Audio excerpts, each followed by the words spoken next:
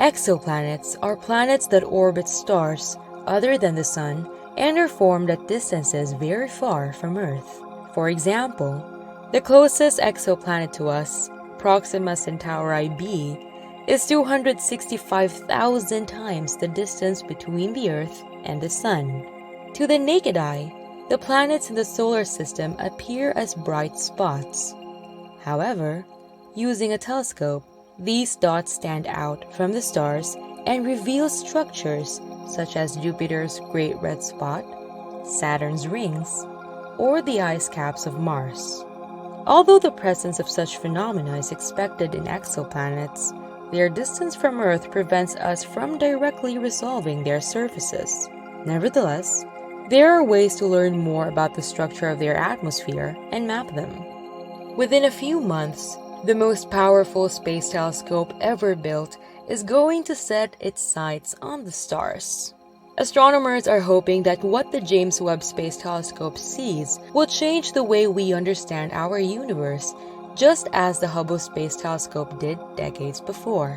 One tantalizing capability that the James Webb Space Telescope offers that Hubble could not is the opportunity to directly image planets orbiting distant stars, and maybe, just maybe, detect signs of life.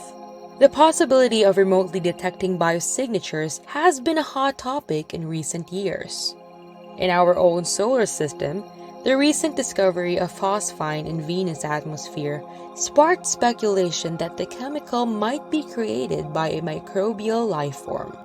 Similarly, remote sensing experts have proposed that plant life, which uses photosynthesis for energy, could be detected in infrared wavelengths, as chlorophyll absorbs visible light but shows up brightly in infrared, and would give planets covered in foliage a distinct red edge.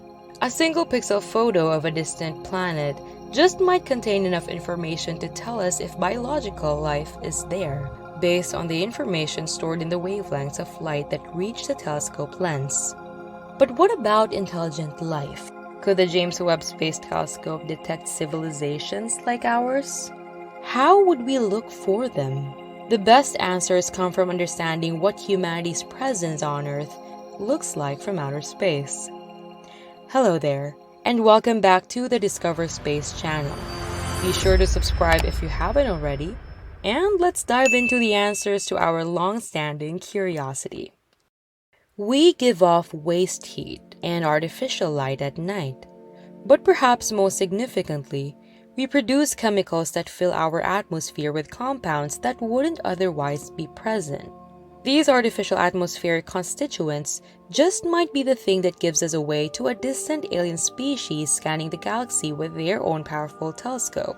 A recent paper, entitled Detectability of Chlorofluorocarbons in the Atmospheres of Habitable M-Dwarf Planets, examined the possibility of using the James Webb Space Telescope to search for industrial pollutants in the atmospheres of exoplanets.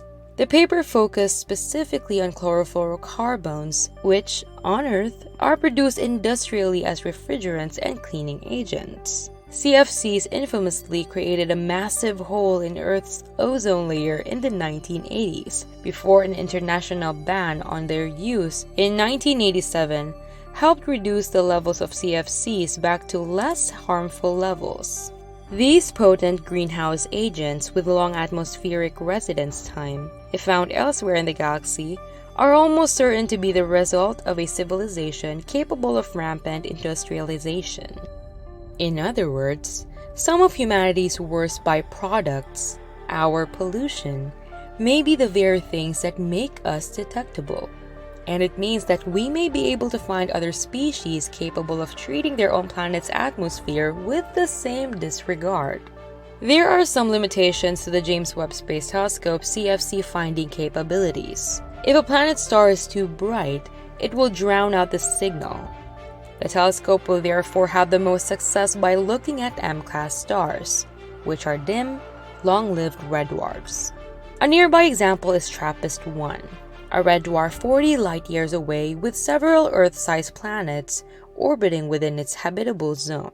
The James Webb Space Telescope would be able to see the CFCs on TRAPPIST-1's planets and Because the dim star won't drown out the CFC signature in the same way that a bright star like our Sun would. Conversely, a telescope like the James Webb at TRAPPIST-1 wouldn't be able to see Earth's CFCs. Our Sun is just too bright. Unfortunately, M-class stars are not usually conducive to life, because when they are young, they are unstable, sending out powerful solar flares that might just exterminate any nascent life on nearby planets. They do, however, tend to calm down a bit as they age, so it isn't an impossibility either. It just means that we should temper our expectations a bit. Whatever we find, or don't find out there, the fact that we are about to have the capability to look at all is a game changer. With the launch of the James Webb Space Telescope, humanity may be very close to an important milestone in the search for extraterrestrial intelligence. One where we are capable of detecting from nearby stars not just powerful, deliberate, transient, and highly directional transmissions like our own, but consistent, passive, technosignatures of the same strength as our own. The Webb telescope could reveal how the first luminous objects formed, and how galaxies evolved over time, thus improving our understanding of the development of the earliest galaxies. As we still have so many questions about the origins of life on Earth, by studying other systems, we hope to trace our own history and understand our origins better.